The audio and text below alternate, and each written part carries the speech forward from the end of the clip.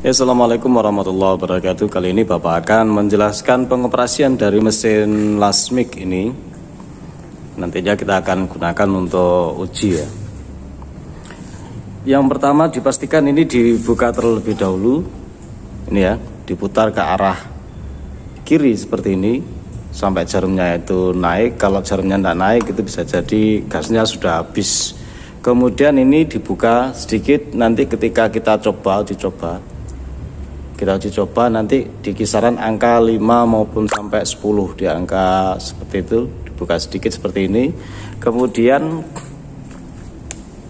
kita nyalakan ini. Untuk menyalakannya, tombol ini berfungsi untuk naik turunnya voltase. Kalau misalnya kita ingin ngelas dengan ketebalan yang tinggi, maka kita naikkan angkanya sampai di 4, 5 atau sampai 6 di situ. Kalau misalnya plat yang akan kita las itu cuma ketebalannya 1 mili, itu kita gunakan di angka 1 ataupun angka 2. Seperti ini.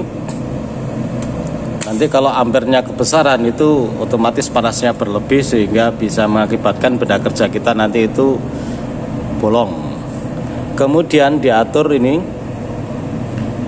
semakin tinggi kecepatan keluar dari kawatnya itu akan semakin cepat pula, semakin kecil kecepatan keluar dari kawatnya itu juga akan kecil, semakin lambat.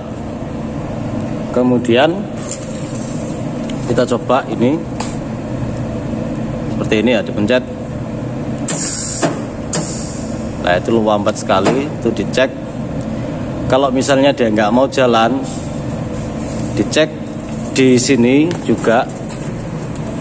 Ini dibuka, kemudian dicek di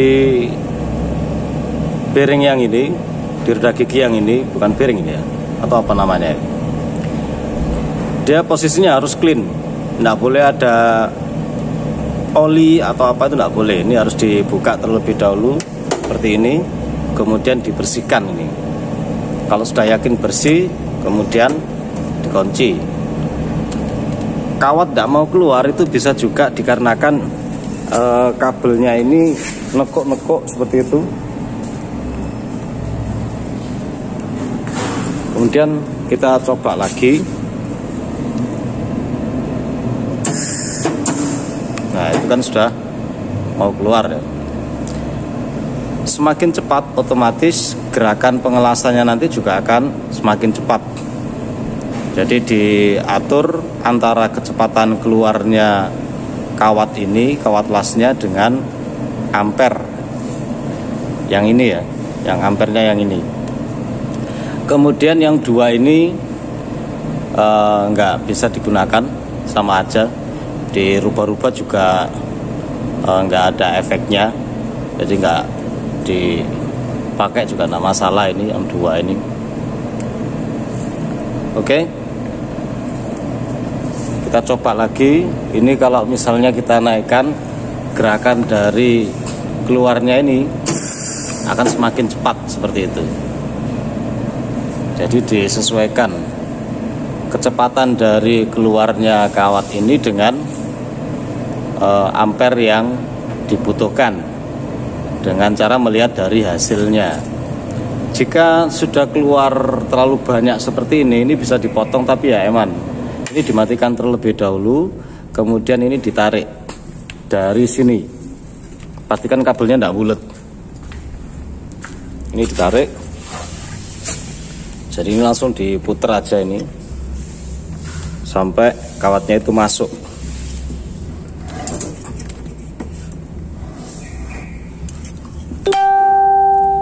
Oke. Bisa juga kawatnya itu susah keluar karena ininya pergerakannya itu tidak bagus. Itu perlu dibongkar dengan melepas ini, dicek bagian mana yang sekiranya itu bermasalah. Ini tak kembalikan dulu. Oke, kira-kira sudah. Kalau sudah ditutup. Nah, kemudian ini ada dua kabel. Yang pertama ini nanti dia masuk ke nozzle-nya ini sehingga dia bisa keluar gitu ya kawatnya. Kemudian yang satunya ini masa itu nanti dia dijepitkan ke benda kerja yang akan kita las. Kemudian ini nanti kan nempel ke sini, tinggal dipencet aja sesuai dengan kebutuhannya. Ketepatan ini yang kita gunakan, yang Bapak gunakan ini ketebalannya 1 mili. Kalau di praktek nantinya itu kita menggunakan yang itu ketebalannya 0,8, ketebalannya 0,8 BCLS. Oke, kita akan demokan.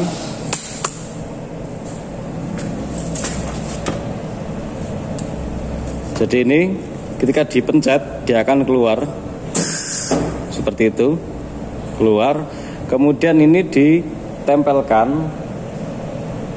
sekiranya nanti itu pada lokasi pengelasan yang dibutuhkan. Kemudian karena yang kita las nanti itu tipis, BCLS 0,8, pencetannya ini kira-kira 1 detik, 2 detik ya, tek lepas, tek lepas, tek lepas, tek lepas, seperti itu.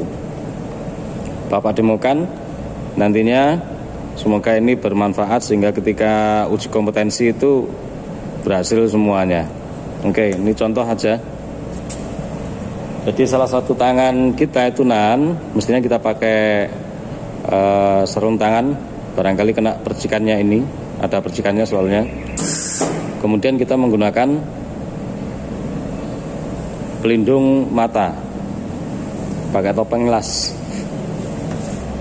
Contoh seperti ini, kita lihat misalnya yang akan kita las itu daerah sini, tinggal ini ditahan seperti ini karena dia nanti akan mendorong.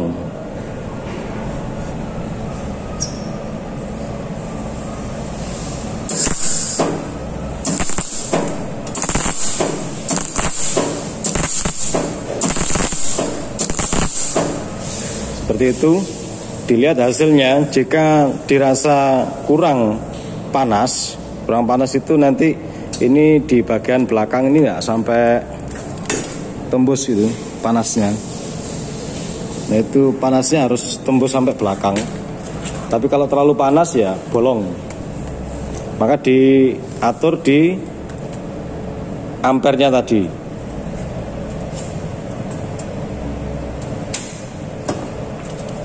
Kemudian bisa kita coba lagi. Yang penting ini ditahan, jangan sampai dia terdorong ke belakang, sehingga nanti posisinya ini tidak terlalu bergeser. Kita hanya membutuhkan tack weld saja. Seperti ini.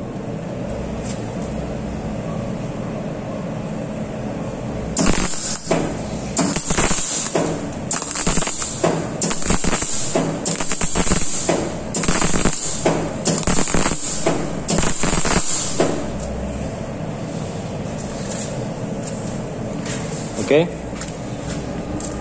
Jadi diperkirakan antara kecepatan kawat yang keluar sama voltase yang diinginkan sesuai dengan bahan yang kita las. Semoga ini membantu sebagai awal untuk praktek besok, dan semoga kita senantiasa dalam kesehatan keberkahan. Assalamualaikum warahmatullahi wabarakatuh.